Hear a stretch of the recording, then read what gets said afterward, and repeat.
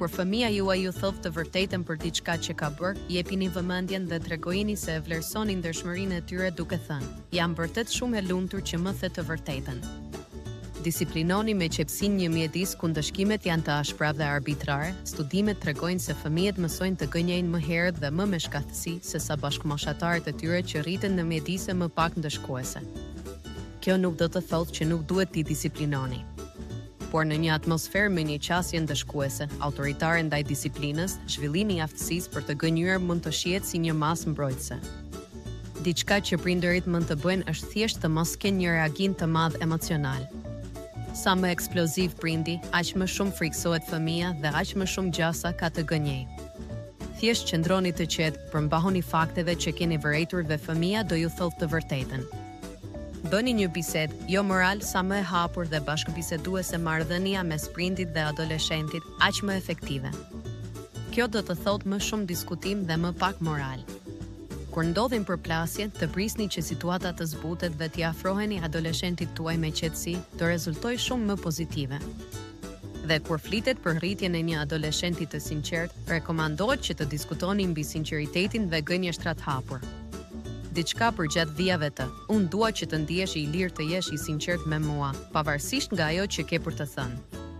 Adoleshentët i përgjigjen mirë këtij lloji komunikimi, por prindërit duhet të jenë të përgatitur për të vërtetën.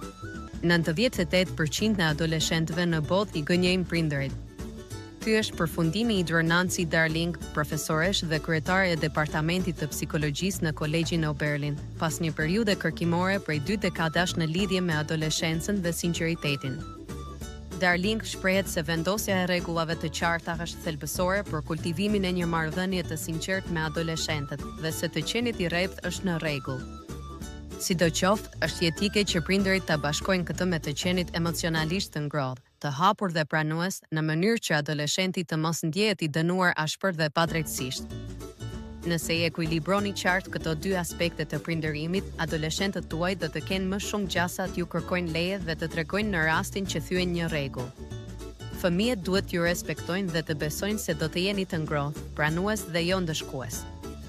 Nëse fëmijët mendojnë se keni të drejtë të vendosni rregulla, nëse ju respektojnë, gjasat janë që do arrijnë një shkallë më të lartë sinqeriteti, por sërish do priren të debatojnë me lidhje me çka konsiderojnë të sigurt apo duhet t'i lejoni të bëjnë.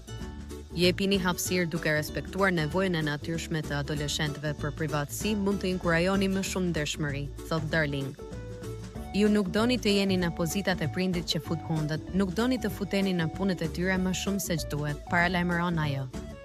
Kërkoni të dini vetëm aq sa duhet. Nëse veproni kështu, ka shumë gjasa që ata t'ju tregojnë më shumë vetë. Për shembull, ajo që keni nevojë të dini është që adoleshenti juaj ishte i sigurt në shtëpinë e një shoku të premten në mbrëmje. Nuk keni nevojë të dini se për çfarë folën. Duke kërkuar të dini më shumë se ç'duhet, i shtyni adoleshentët të tërhiqen, të vendosin barriera dhe të gënjejnë. Kështu që qëndrojini informacioneve bazë që ju nevojiten, dhe nëse ende keni një reagim të ashpër nga fëmia, thjesht shpjegojini: "Ti s'do të fus hundët në punët e tua e as unë nuk dua, por këtë më duhet ta di sepse." Dhe shpjegojini sepse sinqeriteti nga ana e tyre është thelbësor për ju.